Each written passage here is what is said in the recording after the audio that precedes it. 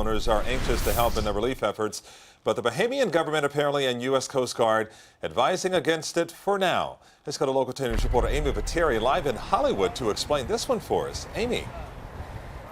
Well, Calvin, the U.S. Coast Guard advising against it for now because of safety concerns. They say the conditions are still bad, lots of debris in the water, and the seas around the northern Bahamas difficult to navigate right now. But as you mentioned, private boaters here in South Florida are disregarding that warning tonight. They say they have a duty to get over there to help their Bahamian neighbors where they spend so much time.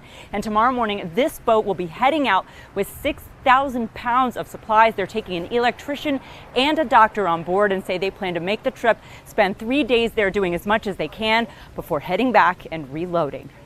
The longer you wait, the worse it's going to be. I mean, you need to get there and get these supplies there. David Ide owns Lady Pamela II fishing charters in Hollywood. He knows with each day that passes since Hurricane Dorian made landfall, the need is more urgent.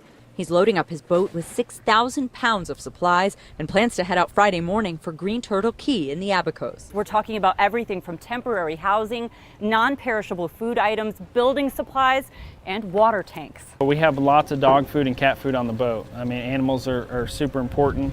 And, you know, a lot of people don't think about that in crisis time. They're making the journey despite a new warning from the Coast Guard advising people not to make trips into the northern Bahamas, saying there is high risk of debris in the water, sunken vessels, and destroyed or missing aids to navigation and pier facilities. You got to get in there, though. We got to make sure we help the people do everything we can. We have the boats to do it, so let us in, let us come and help. Everyone here says they spend so much time enjoying the Bahamas, it's their duty to take care of her now. Hopefully, you know, everything is good and these guys can make it across and everybody can make it across safely without, you know, without any hiccups. They have a bigger problem over there than us going over there dropping off stuff. So they need our help more than stopping us, you know.